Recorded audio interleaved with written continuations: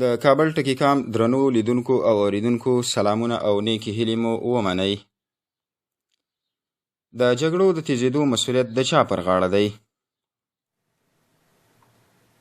د دوحې تړون چې په نړیواله کچه د طالبانو او امریکا ترمنځ لاسلیک شو د ټولو بین الافغاني او افغانستان پورې د تړلو مسایلو د حل غوره لار ده.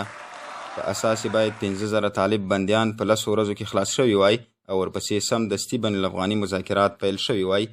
د طالبانو پر سر د جایزو او انعامونو لیستونه ختم شوي وای او طالب مشرانو په آزادانو توګه سفرونه کولای شوای. د دې ترڅنګ اوس باید ټول طالب بندیان آزاد شوي وای او په بین الافغاني مذاکراتو کې پر یو مستحکم اسلامي نظام توافق شوی وای. خو داسې ونه شول، بلکې کابل حکومت د پردیو د لاسوهنو ښکار شو.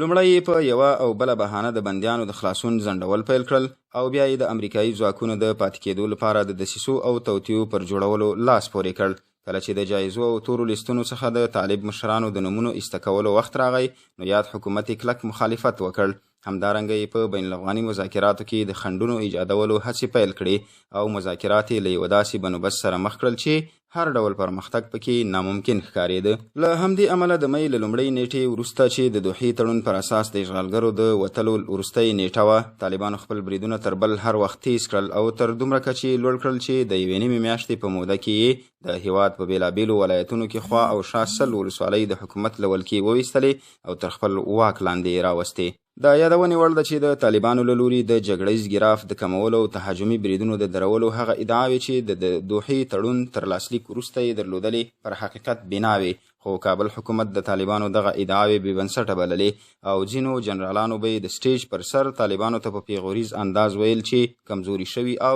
تر اوسه یې یوه ولسوالۍ هم نه ده نیولې، بلکې له ماتې سره مخ دي. خو په وروستیو کې که د طالبانو شدیدو بریدونو له یوه لوري کابل حکومت امریکا او ټولو جنګ غوښتونکو کړیو ته وښودله چې له خپل هیواده کلکه دفاع کولی شي، له بلې خوا یې د ولسوالیو په نیولو سره ډیری هغه څه ترلاسه کړل چې په اړه یې فکر هم نه کېده.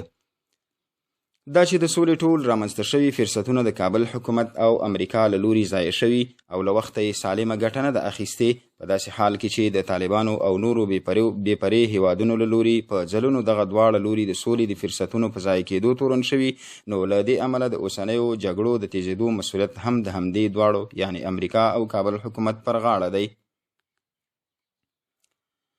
په ځانګړي ډول کابل حکومت د دې پر ځای چې د افغان ملت حساسیتونه درک کړي او د سولې له رامنځته شوي فرصته ګټه پورته کړي، ټول وخت د سولې په مخالفت کې تیر کړ او د افغان ملت په خلاف د دسیسې او توطیې جوړولې. ځکه نو باید ووایو چې کله دې وروسته هم هر ډول حالات پیښیږي نو مسؤلیت به بیا هم کابل حکومت ته راجع وي.